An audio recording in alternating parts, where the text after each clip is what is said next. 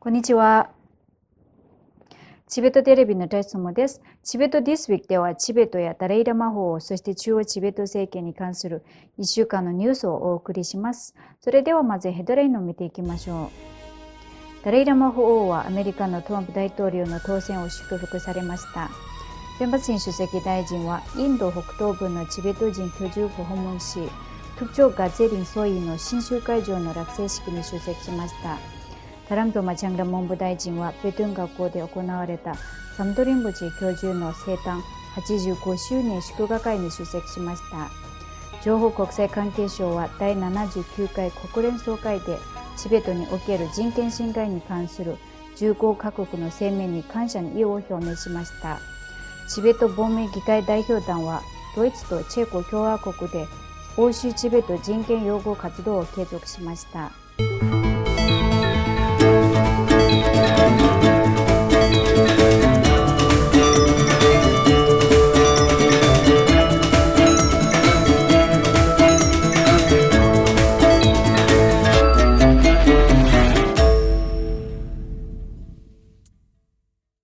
今週木曜日、ダライラマ法王はドナルド・トランプ氏の大統領選挙勝利を祝う書簡を送られました。書簡の中で法王はアメリカ合衆国を民主主義、自由、法の支配の擁護者として長く称賛してきたと述べ、世界はアメリカの民主的な展望と指導力に大きな期待を寄せている。また、世界の各地で不安と動揺が広がるこの時代にトランプ大統領が平和と安定をもたらすリーダーシップを発揮されることを望んでいると述べられました。さらに法王は人類全体に王権をもたらす可能性を秘めた平和、非暴力、慈悲の文化である古来からの仏教文化を守り、保存しようとする私たちの努力において、私自身を含むチベット人が歴代のアメリカ大統領とアメリカ国民から支持していただけたことを光栄に思っていると述べられました。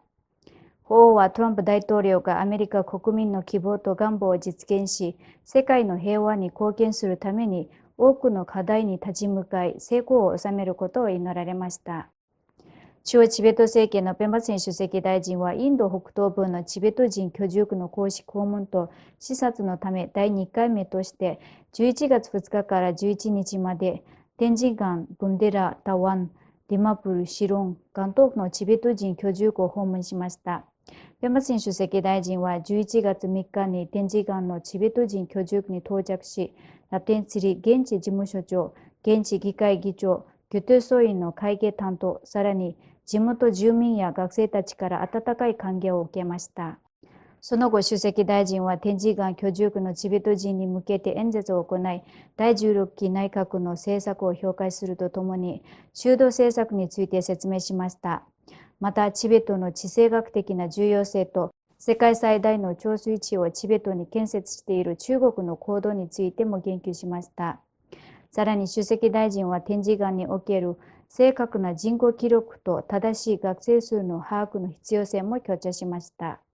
今週月曜日、ゲルカンの精神的指導者であるガンデチバロサンテンジ氏がブンデラのトゥプチョ・ガゼリン総員における新しい集会場の落成式と封建式に主賓として出席しました。ガンデチバは封建の儀式を執り行い、新集会場を正式に開所しました。式典にはチベット亡命議会のケンポスナムテンベル議長、ペンバツィン主席大臣、議員のゲシェ・アンドルツェテン氏、アルナチャプラディッシュ州のペマカンド州首相、長男メン副首相、アルナチャプラディッシュ州議会議員のタピルガオイ氏、少数民族委員会委員のリンチェナム氏など、同州の著名な関係者が出席しました。式典は新州会場の創設者であるグルリンボ氏による歓迎の挨拶で始まり、続いてガンデンチバロプサンテンジン氏がダレイラマ法からのメッセージを読み上げました。主席大臣は挨拶の中で総員の歴史を簡単に紹介し、総員の教育機関が地域社会に多くの恩恵をもたらしていることを評賛しました。さらにチベット人とムン地域との歴史的な絆を振り返り、両者の間に長く続く精神的なつながりを強調しました。開所式の後、ペンバツィン主席大臣はブンデラチベット人居住区事務所の管轄下にあるボンディラ・ガチャム・ディラン・タワン周辺に散在するチベット人を訪問し、集会で演説を行いました。演説の中で主席大臣はダレイラマ法王の政治的及び社会的福祉に関する展望に従い、人々のために尽力するという決意を再確認しました。また、第16期内閣の長期的な展望として、チベット問題を合理的に世界に訴えていく方針を伝えました。今週火曜日、ペンバチン主席大臣はボンデラから台湾へ出発しました。午後遅く台湾に到着し、カンデンナムゲラゼ総院を訪問し、その博物館を見学しました。また、インドの英雄ブリガディア・ボブ・カシングに捧げられた親切の記念博物館を訪れました。その後、チベット医学先生術研究所であるメンツィ館の建設現場を視察し、台湾在住のチベット人コミュニティに向けて演説を行いました。今週火曜日、ミョンツラクペトゥン学校はサムトリンボチ居住の生誕85周年を祝いました。式典にはタラムドマ・チャンラ文部大臣が主賓として出席し、ジメナムゲル監視が名誉ゲストとして、またサンボラチベット学校のディレクターであるツリン・トゥンルプ氏が参加しました。同校の生徒、教師、スタッフはリンポチへの幸福を祈り、教授の祈りを唱えました。また生徒たちはリンポチへの亡命チベット人コミュニティへの多大な貢献、特に学校設立における重要な役割を称えるために歌いを捧げました。チャンラ文部大臣は13期内閣の下で基本教育政策の確立を通じて、チベット教育における総合的な学びを提供したサムドリンボチ居住の卓越した貢献について間接に紹介しました。さらに大臣はリンボチェが残されたチベット政治及び行政における重要な事柄についても言及しました。祝賀会では、メワンツラクペトゥン学校の生徒たちは、2005年に学校を設立したサムドリンボチェ居住に敬意を表し、舞踊、オペラ、歌を披露しました。サムドリンボチェ居住の85歳の生誕祭はラ・チャリタブルトストの主催で、チベット舞台芸術研究所でも同時に祝われました。チベット亡命議会のドマツリンテカン副議長が主賓として、チベット文献アーカイブ図書館のディレクターであるゲシラドル氏が名誉ゲストとして、また元議員のスナム・ギャンゼン氏が特別ゲストとして式典で演説を行いました。この祝賀会では、リンポチへのチベットへの生涯にわたる奉仕に感謝の意が捧げられました。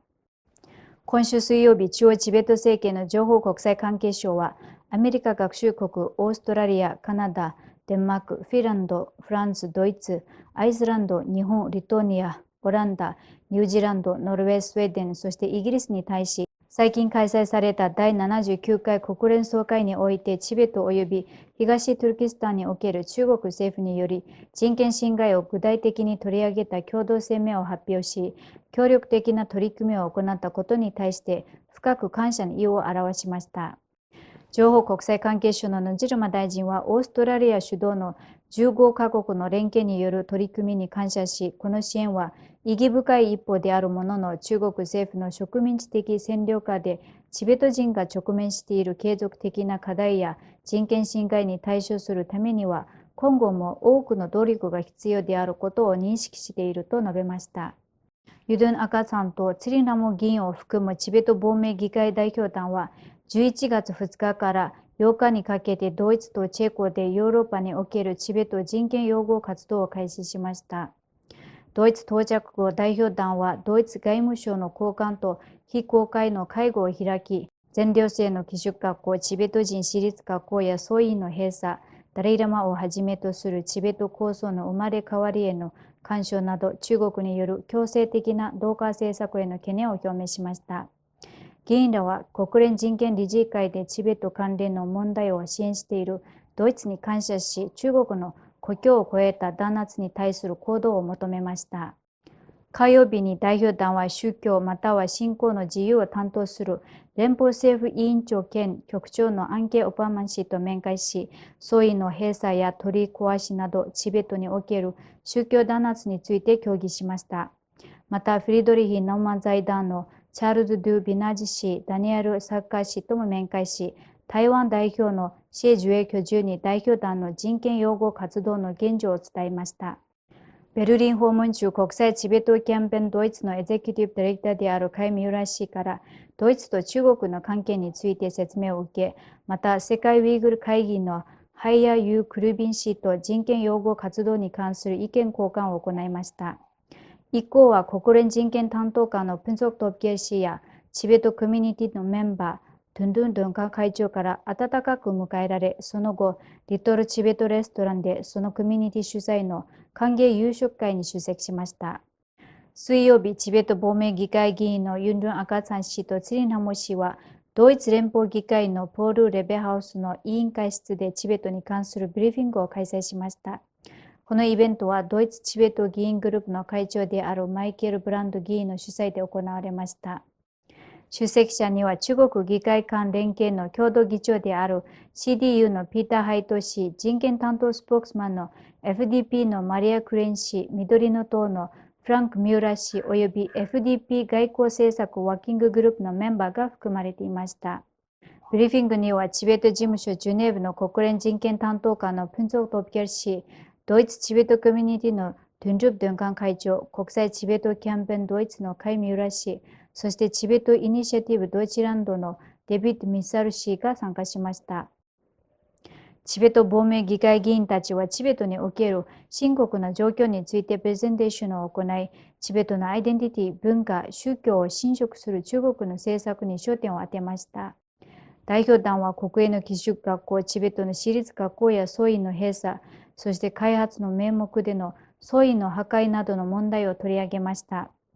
プレゼンテーションのうち、マイケル・ブランド議員とそのチームは、議員たちにドイツ連邦議会のガイドツアーを案内しました。その日の夜、チベットの議員たちはプラハに向けて出発しました。